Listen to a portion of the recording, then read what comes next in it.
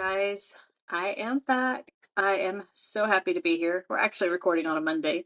Not that it really matters to you, but some days you just can't get it done.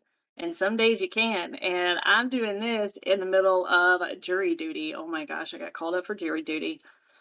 I got there this morning. They picked me for a panel, so I have to go back this afternoon or for Rama. I've never gotten this far in jury duty though, so I am kind of curious about the process. But I surely don't want to be picked. That's not my that's not my thing for sure. So I wanted to give you a couple of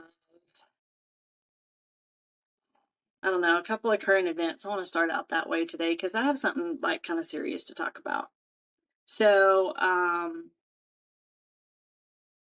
this last week, Danny and I just kind of had a date day. It was our cheat meal day. And I don't know if you've heard me talk about snuffers before, but they have them in, Dallas, Greenville, Rockwall. The original was on Lower Greenville in Dallas, and it was my favorite place to eat the first time I discovered cheese fries. Oh my gosh. And nobody does it like snuffers.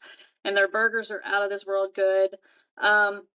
So I was like, I want to go to Rockwall and go eat. It seems silly to drive an hour and a half to go eat, but not for us, right? This one in Rockwall, it's out on the patio. It sits out on you can watch the lake. I mean, the traffic's a little loud with it, but it's nice. So we split a burger and fries because God, we just can't eat as much as we used to these days. And used to we would go there. We'd each get a burger. We'd each get we would fight who got the last of the large fries, and this time we couldn't even finish it all. So and splitting a burger. Um, So we left there and went to the harbor, which is a little shopping area in Rockwall, and it's got a really cute area next to the lake and stuff. And I don't know, it's just a neat place. Like if I ever wanted to move somewhere, it would be Rockwall. Except it's gotten so big now that I don't know if you even want to live there. But it's a great little area, a great little place. And one of these days, we're gonna do a little sunset cruise on the lake where you can have dinner. I've always wanted to do that. I think that would be so cool. So we got to spend the day Saturday and hang out. And then when we got home, we went to Texas Music City, which is a restaurant here, and they have live music and stuff. And our favorite local artist is Clint Allred, and he was playing Saturday night. So we got up there about 7:30 and we didn't leave till like 10 o'clock. I mean, we didn't eat anything. We just had a couple of drinks at the bar and visited with the bartenders and just listened to his music. His music is just so easy. When you get some places and the music's just so loud and obnoxious. I mean, I'm old, right? His is just not like that. It's just not. The food's always great there, but his entertainment, first Saturday of every month, if you've never heard him, he has such a different spin on just his music. It's Michael Jackson, the words, right? But he's got put a whole different spin on it. And I know I've talked about him on before because last time we saw him, I asked him to play our wedding song, which is Jeffrey Gaines' In Your Eyes. And he played it. And, he'd been real sick for a while, so we weren't sure whether he was actually going to make it or not, but he did. And we were super happy about that. Always good to see him.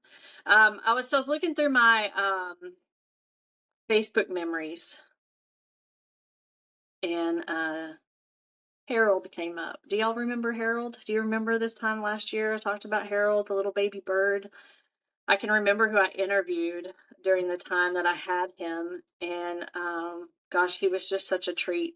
Sometimes God always knows what you need, and what I needed was a break from reality and to focus on this little bird that had to be fed every 3 hours, except for at night. He did sleep all night.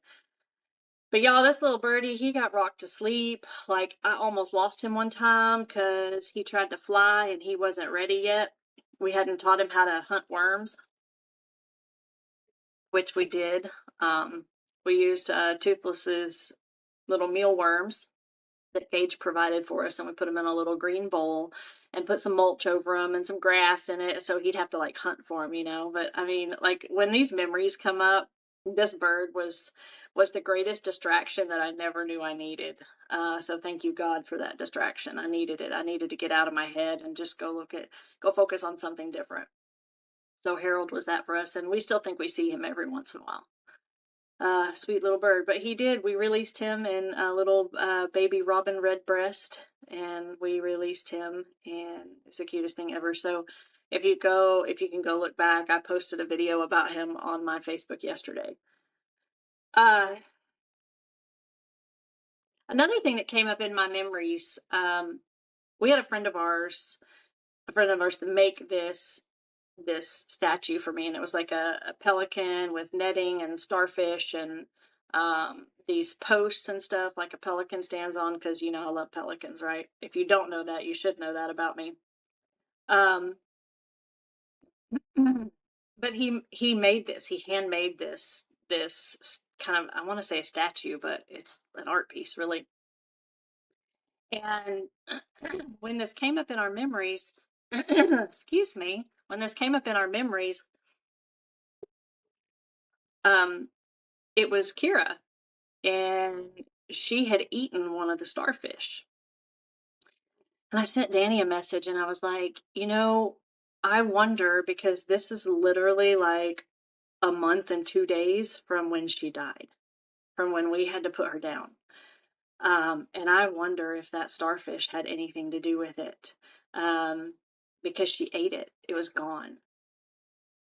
And I just wonder if it messed up her tummy, if it did something to her insides, if it cut something, Uh, but yeah, man, we're coming up on a year of the dogs being gone, and that freaking sucks big nuts. That's all I'm gonna say. I miss my damn dogs so much. I don't miss them enough to go get a puppy. Because I don't want that responsibility, but I miss my dogs, right? Crazy. It's crazy how fast they're here, and you think you're gonna have them forever. And I mean, they were 13 and almost 14 years old, so it was close. They've lived a really good life, for sure they did. So Kira and Indy, rest in peace. We had to put both of ours down at the same time. Okay, so let's talk about the 19 hard things. I've done a rundown of these since I started doing this, so I'm just going to go ahead and do the rundown again. I make the call I'm afraid to make. I get up earlier than I want to get up. I give more than I get in return right away. I care about others more than they care about me. I fight when I'm already injured, bloody, and sore. I feel unsure and insecure when playing it safe seems smarter. I lead when no one else is following me yet. I invest in myself even though no one else is. I look like a fool while I'm looking for answers I don't have. I grind out the details when it's easier to shrug them off. I deliver results when making excuses is an option. I search for my own explanations even when I'm told to accept the facts. I make mistakes and look like an idiot. I try and fail and try again. And the last one is, or not the last one, we're on 15. I run faster even though I'm out of breath.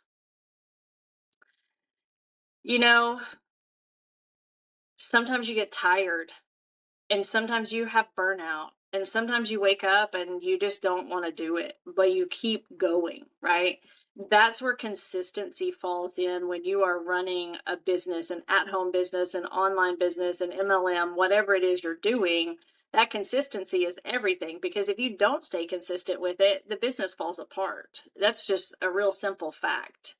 You can't just pick it up and put it down and pick it up and put it down. It's kind of like a steam engine, right? You have a steam engine on the tracks, right? And it gets going. It takes a hot minute for it to get going. But once that thing gets going, I mean, you could put concrete barricades up and it's going to blow right through them, right? But if you stop and start that steam engine, it takes forever to get that sucker going. But once it's going, it's almost unstoppable, right? And I think that's what's so important about this sentence. I run faster even though I am out of breath. It gets tiring some days doing the same thing over and over and over and over, but you know what? It's the reason that I'm successful. And if you truly want to be successful in something like this and what you're doing in your own business, you can't give up. You don't get to have a sick day, right? I mean, you just don't.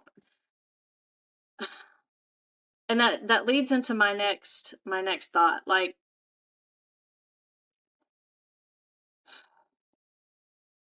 I had a Facebook person one time. I posted a picture, and it was a picture of my backyard, and my feet were up, and my Xyngular cup was on the table. And I was like, this is my office for the day. Y'all, I post pictures all the time of my backyard and in my pool and all that. I mean, it's no secret. That's my favorite place to work, is in my office. And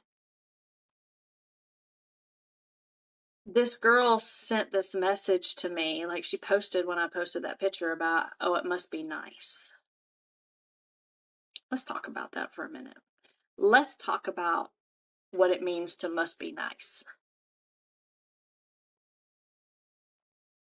We're all products of our competence, right? And what it takes for dang must be nice, I didn't work 8 to 5. That wasn't an option, right? I didn't sit on the couch and watch TV for 3 or 4 hours a night. Not even one. We mostly don't even turn our TV on anymore. Every once in a while, Danny and I'll find a series to watch, and we'll watch maybe 1 or 2 episodes on a weekend, right? Um, I didn't sleep in on the weekends. I got up, hit the ground running all the time. There's always something to do when you run your own business, even when you're working from home and doing it from home. Um, there was no going to bed early. I stayed up late when everybody else was asleep. Uh, if you want this business, if you want a business, you're going to have to find a way to either get up 30 minutes earlier or stay up 30 minutes later at least, or on both ends, depending on what's happening. Um, and you don't get to be sick. You just don't. Because especially if you have a home-based business like what I do, I can work from my phone. You don't get to be sick. I remember when I had my tummy tuck in 2020. Danny and I both ended up with the Rona. I don't know if we got it from the hospital or what, but we both ended up with the Rona. Y'all, that was one of the hardest recoveries I've ever been through in my life. I mean, I'd lost 75 pounds. I wanted to get the skin off. I know he took like 8 pounds of skin. That was crazy. And that was just from my stomach. But, sorry, I digressed. But even with the Rona, even with recovery, we were both sick as dogs. We both got our work done, right? We use a software program called Teamsy, and it's one of the best customer relationship management softwares I've ever used. If you haven't ever looked at it, you should check it out. And if you want my link for it, so that I get credit for you signing up, let me know, and I'll be happy to send it to you. But smartest, best thing I've ever done for my business is using Teamsy. And we did it. We did it every day. We got our Teamsy done. There were no questions asked. There were no nothing. There were no excuses. And we could have made every excuse in the book. I mean, Danny had fever. Danny ended up going to the hospital, and it may have taken us 6 hours that day in little bitty increments to get stuff done in between all the pain medicine. I probably shouldn't even have had use of my phone at that point. But even with all the pain medicine and everything, we got it done because there's no excuses, right? We were getting paid while we were laying there being sick and recovering. So, dang must be nice. No, it wasn't. It sucked. And what it turns into,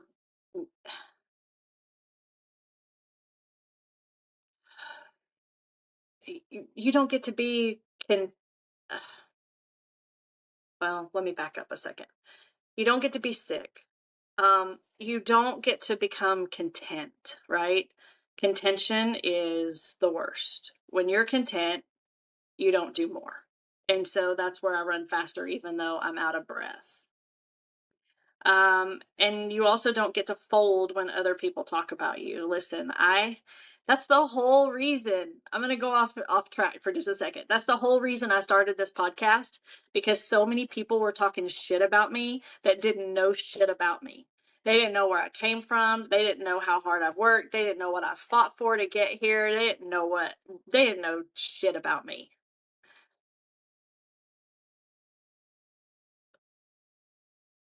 And I wanted them to know why. I wanted them to know why I am driven the way I'm driven, and why I don't ever want to go back to the life that I had.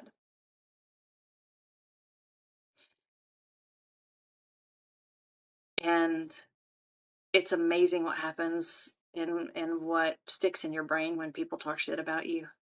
And reality is, I shouldn't worry about anybody. You have an empty room and put all the people in that room that pay your bills and live your life for you. Well, that's, me and my husband, right? So I shouldn't worry about what other people think, but we do. We worry way too much about what other people think.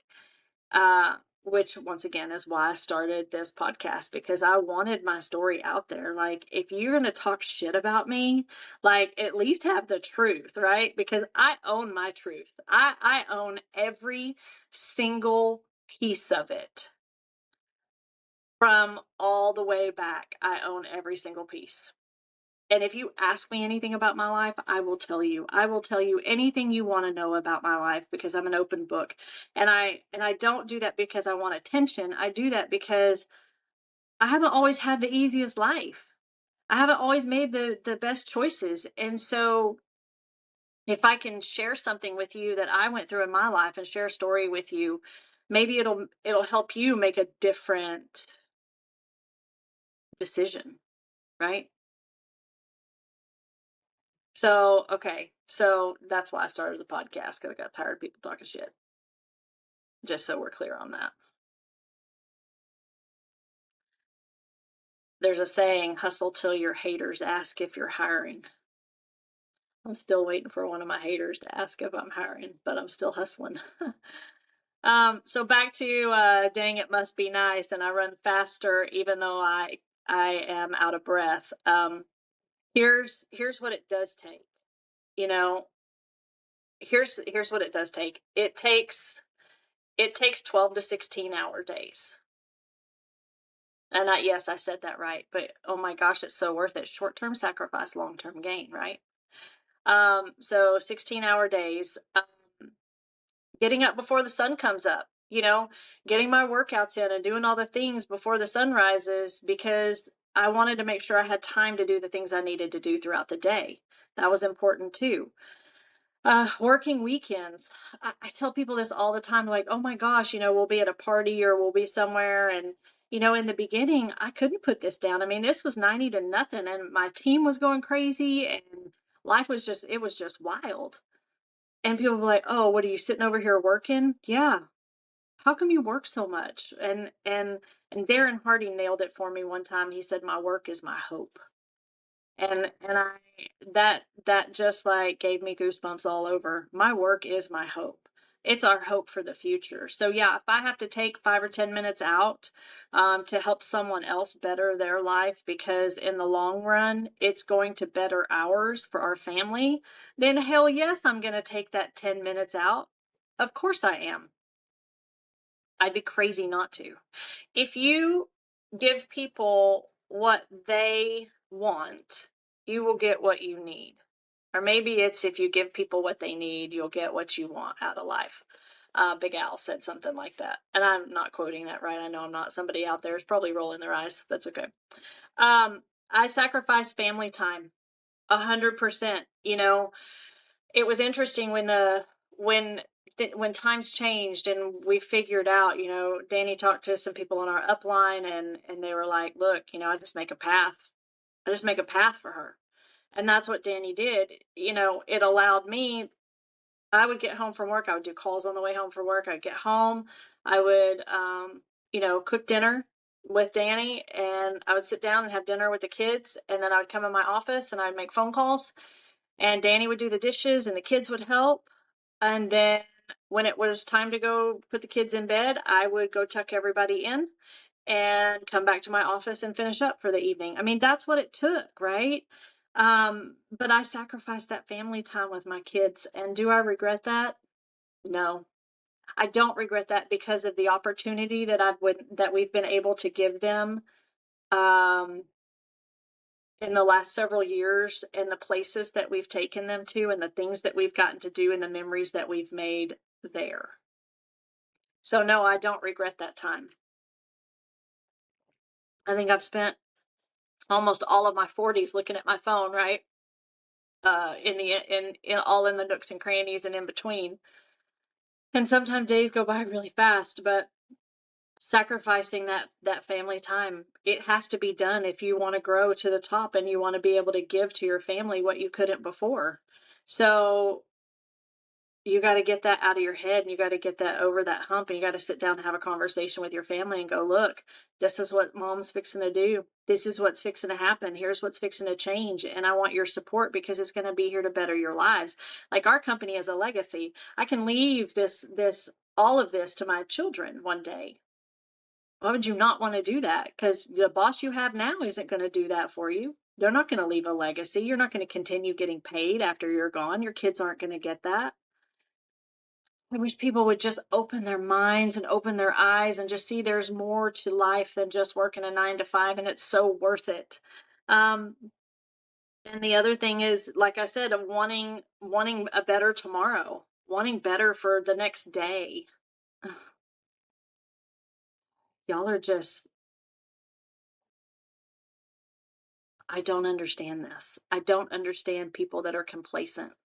Like I said, we are all products of our competence. I guess whatever is important to you. If you want to live the way you lived on, and keep living the way you're living on welfare and paycheck to paycheck and all the things. I mean, and I can say that without judgment because I've been on food stamps before in my life. So before you get all, testy about that or offended, like I've been there. I have never talked about somewhere that I haven't been or experienced myself. And once again, my life is an open book, so ask me. Uh, you know, it's always about making that one last phone call, and I'm gonna quote Ed Milet. He has a book called The Power of One More, and that can change everything. Just the power of one more, of whatever you're doing. One more reach out, one more person, one more contact. One more rep. One more bite of protein, one more bite of veggies if you're trying to learn how to eat new veggies, right? There's so much to the power of one more. So if you haven't read that book, it's a pretty great motivational book too. Um, but yeah, so dang, it must be nice. I guess it must be nice. Because you know what? It is nice. It wasn't easy getting here. We're not done yet. We have a long way to go, right? We're nowhere near done. But I don't look at the top of the staircase ever because that is daunting and it's unreachable. Just so you know, the top of the staircase is unreachable because even when you get there you're going to want more. There's more that you want. You're never going to reach the top, not until you get to heaven. Whew. I, I'm going to change gears again for a second because I want to talk about one thing. I this is going to be controversial, and I don't really care at this point. Um, all of you people out there that are posting all this stuff, because I'm speaking of heaven at this point, right? That are posting all this stuff about Taylor Swift, you should be ashamed of yourselves. You should be ashamed of yourselves spreading rumors about a young girl who's just trying to make it in life. And what you don't understand is it's all political. Look left while we're doing something over here on the right that you're not paying attention to. or look right while we're doing something over here on the left that you're not paying attention to, whatever it is. Do you understand that that's propaganda? And do you understand that it's wrong? It's wrong to share things like that. Y'all, come on. If you really get into her song lyrics, she's talking about how the public has treated her, how we, the people, have treated her. And I think what it comes down to is, first and foremost, you would not want anyone to ever talk about one of your kids that way. Can you imagine? And can you imagine what God feels right now? Like everybody that are these Christians posting all this stuff about one of his children. She quit going to church because she got treated like shit from the people in the church. I get that. That's why I don't go to church anymore either. Danny and I totally got treated like shit. As a matter of fact, the last church we left, no one ever even asked us why we left. We just quit showing up. And they were okay with that because they don't like being questioned. They just want conformity. So once again, I say, if you're going to post this stuff, have you looked at your own sins, right? Because thou shalt not judge is one of them. And love thy neighbor is the other one that you should really pay attention to. And I think honestly what it boils down to is envy, which is a sin. Envy. You're envious of this person because she has all this talent and all this, like, y'all, just leave her the fuck alone. Grow up. Don't you have something more important and better in life to talk about? One of my Facebook friends got really upset that I posted a response and I just said, take the plank out of your own eye and take a look at yourself. And it wasn't specifically to her, but it was, rhetorical. We need to all take a look at ourselves before we start judging other people. And she sent me a private message and she's like, I don't appreciate that. And I'm like, you don't appreciate what? Like, you have to know that there's going to be opposition when you post something like that. You have to know that it's not okay. Like, it's not okay to be a bully. You understand that makes you a bully? That makes you an online bully when you post shit like that about people? Once again, I go back to, can you imagine someone posting like that about your child? Saying that she's the spawn of the devil? No, she's not. She's an actress. She's put on stage. She's dressed up. She's made up. She's whatever it is, right?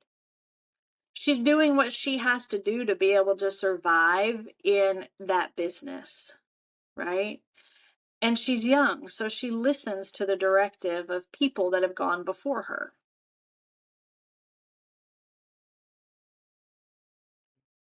You ought to be ashamed of yourself, seriously, because she's just somebody's little girl and she's one of God's children. And it makes me sick seeing all this stuff. And, I have family members that are guilty of the same thing. I mean, seriously, grow up, go find something else to talk about, something else to do, or go read about something that actually matters in the world rather than just the propaganda bullshit where they're trying to get you to look the other direction so you don't see all the awful things that are really truly happening rather than spreading rumors and gossip. It's silly and it's immature and it's unnecessary. And I think that if a lot of us would focus on, I don't know, some emotional maturity and growth in our lives, then maybe we would all be in a better place. Like, could you imagine if everyone was just kind to each other?